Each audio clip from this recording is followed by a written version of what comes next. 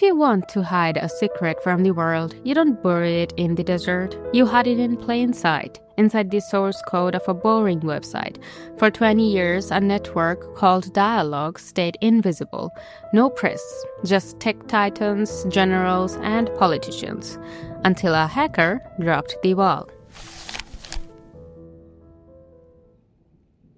So, a funny thing happens when someone accidentally leaves the backend directory of an ultra-exclusive billionaire sandbox completely exposed to the open wave. The universe, in its infinite irony, smiles. For 2 decades, a tech oligarch named Peter Thiel has been running this deeply quiet, invite-only circus called Dialog. It wasn't on your radar. It wasn't on my radar. Because if you tried to visit the URL, it just threw up a bunch of confusing network errors, acting like a digital ghost town. But then, a hacker decided to peek behind the curtain, and the internet collective mind immediately melted because this isn't just a basic country club for people who have too much money and not enough hobbies. It is a genuine cross-industry global power grid operating entirely in the shadows. When you think of a secret society, you probably picture weird robes, stone altars, and old guys chanting in Latin. But the modern version is way more terrifying. It's a group chat filled with the people who actually own your data, your infrastructure, and your attention span. The leaked guest list is a bizarre, deeply chaotic crossover episode of human history. You've got tech CEOs like Neil Mohan from YouTube, yes, the very place where we consume our video essays, rubbing shoulders with Elon Musk. You've got high-ranking military leaders like NATO's Supreme Allied Commander Europe, General Alexis Grinkovich, sharing pastries with politicians from completely opposite sides of the political aisle. Ted Cruz and Cory Booker are apparently hanging out in the same room, proving that the fierce theatrical tribalism we see on television is completely irrelevant once you get high enough up the socioeconomic food chain.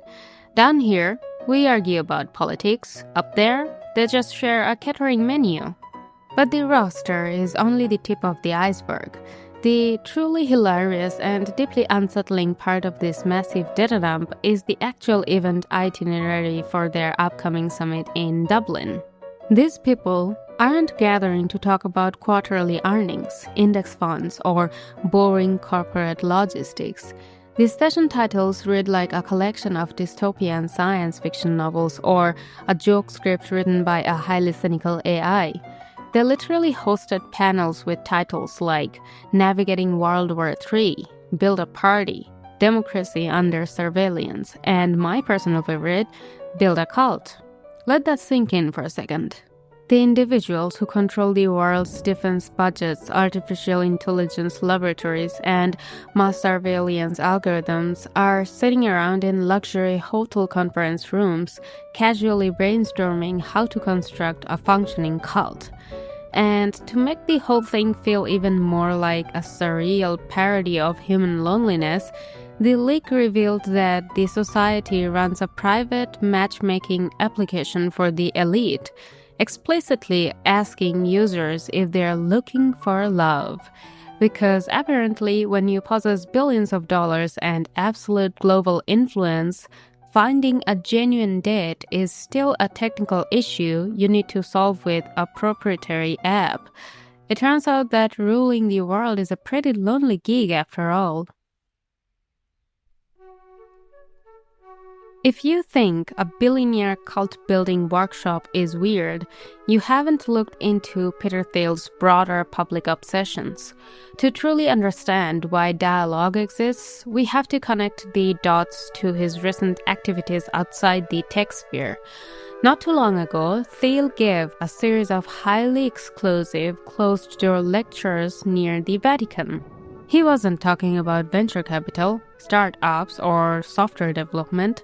He was lecturing on the theology of the Antichrist, global Armageddon, and the end of days.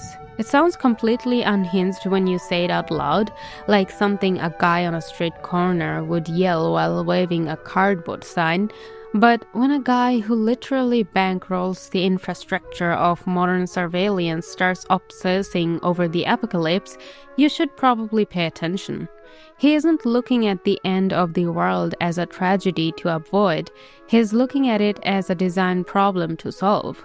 He views the collapse of our current democratic systems not as a hypothesis, but as an absolute certainty. This explains why he has physically packed up his life, left California behind, and moved his family to a massive mansion in Argentina.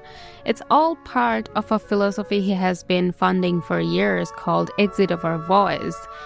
The core idea is simple, deeply cynical, and utterly brilliant. If a house is burning down, you don't waste your time trying to throw water on the flames or arguing with the other residents about who started the fire. You just walk out the front door and build a brand new house somewhere else. Thiel has been trying to engineer these escape hatches for decades, from funding floating autonomous cities in international waters to backing private enclaves in the Caribbean with their own independent legal systems. Argentina is just the latest, largest version of this experiment, a whole nation-state acting as a live laboratory for a libertarian wonderland where taxes are considered theft and the wealthy can float entirely free from the regulations of the old world. But notice the beautiful contradiction here. While Thiel physically exists the American territory to dodge a massive billionaire tax deadline, his capital never actually leaves. His companies are pulling in hundreds of millions of dollars from the United States government every single quarter. His venture firms are writing the largest checks in their history to fund massive domestic weapons factories in the American Midwest. He's financially indispensable to the very empire he is socially checking out of. This creates a deeply rigid, two-tier global citizenship system. The average person is bound to one country, one currency, and whatever political fallout happens to land on their head. But the ultra-wealthy treat citizenship like a diversified stock portfolio. They collect passports, build private campuses, and map out exit strategies, ensuring they are completely insulated from the consequences of the systems they helped create. They aren't trying to fix the world, they are just making sure their private lifeboat has excellent Wi-Fi. It's easy to look at a leak like this and spiral into a deep state of existential dread, thinking the game is entirely rigged and we all are just background actors in a billionaire simulation. But maybe there's a strange comfort in knowing that despite all their wealth, power, and data, they are still completely terrified of the future. They are building cults and engineering exits because they know the current systems are incredibly fragile. The era of blind loyalty to a single nation is ending at the top, and we are watching the first draft of a brand new world. But hey, what do I know? I'm just a voice on your screen. Let me know what you think down below. Peace out.